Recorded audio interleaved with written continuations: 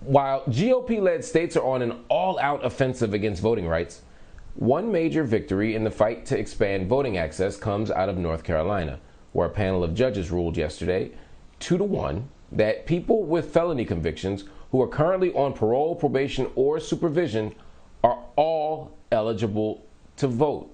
This new ruling will enable 56,000 new voters to cast their ballots.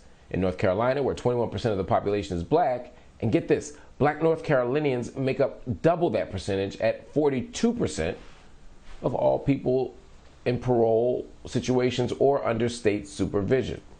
In a dramatic turn of events, earlier today, the GOP-led North Carolina General Assembly voted to fire, yes, that's right, fire the current Attorney General, Josh Stein, who allegedly declined to file for an immediate appeal of this ruling. Joining me now to discuss is one of the attorneys for this crucial case, Whitley Carpenter, who is a staff attorney at Forward Justice in North Carolina.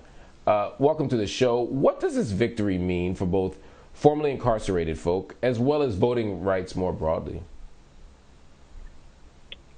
Thank you. And as you stated, this ruling is restoring the right to over 55,000 people in North Carolina. And so that means that people who have been formerly incarcerated, people who have had a felony conviction on their record, have a voice. Their voices are able to be heard. They will no longer feel powerless.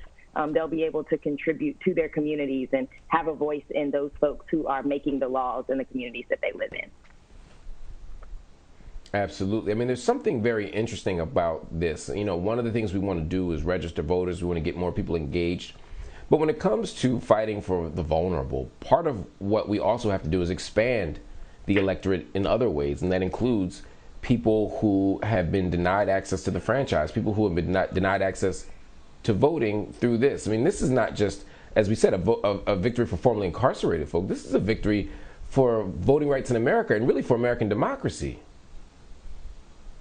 That's absolutely right. I mean, when you think about the people who are impacted by this, these are our neighbors. They're our brothers. They're our sisters.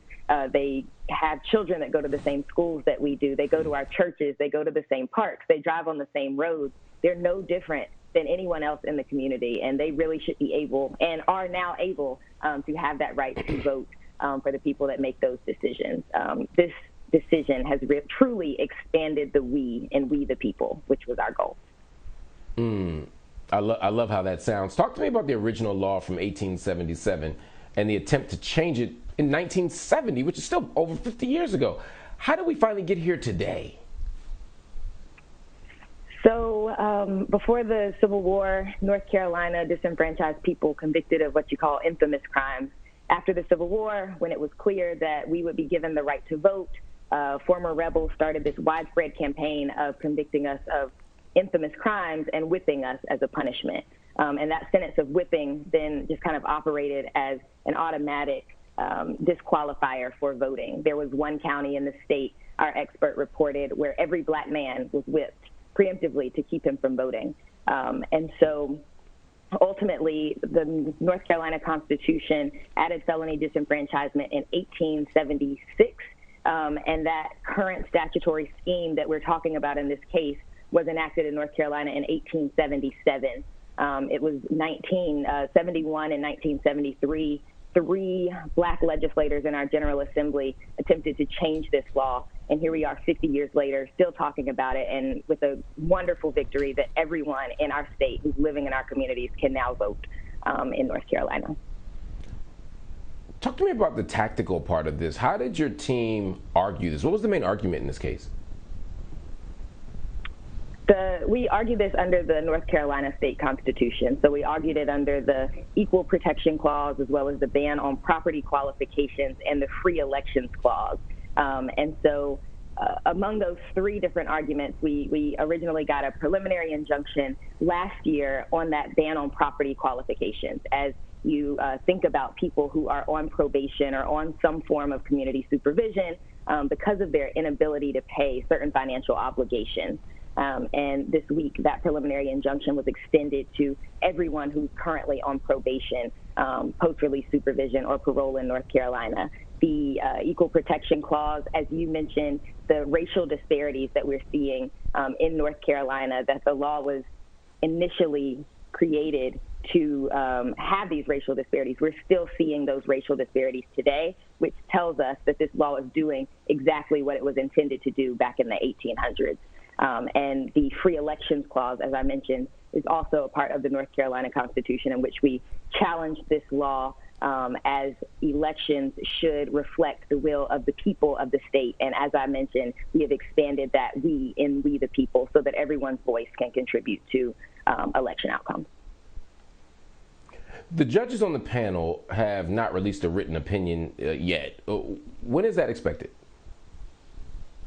Our last update was that we would get a written opinion hopefully by the end of the week. We had a conference on Monday morning in order to speak with the judge and hear the ruling, and we were told that by the end of the week we should have a written opinion. Okay, well, I know the GOP-led General Assembly may file an appeal. That seems likely given everything we've seen. So I know the battle's not done, but for now it is won. You should pat yourself on the back. You all should pat yourselves on the back for what you've done. This is an extraordinary victory, not just for people formerly incarcerated, not just for the state of North Carolina, but for democracy in general. I want to thank you so much for joining me on Black News tonight. We'll be back soon to have more conversation about this. Whitley, it's a pleasure. Everybody stay with me here on Black News Tonight, because when we come back, we'll continue from where we left off. I'll be joined by one of the plaintiffs for the case, who will weigh in and give us some inside understanding. I'm going to talk to Diana Powell, the executive director of Justice Served North Carolina. It was her powerful testimony that brought the courtroom to tears. Stay with me.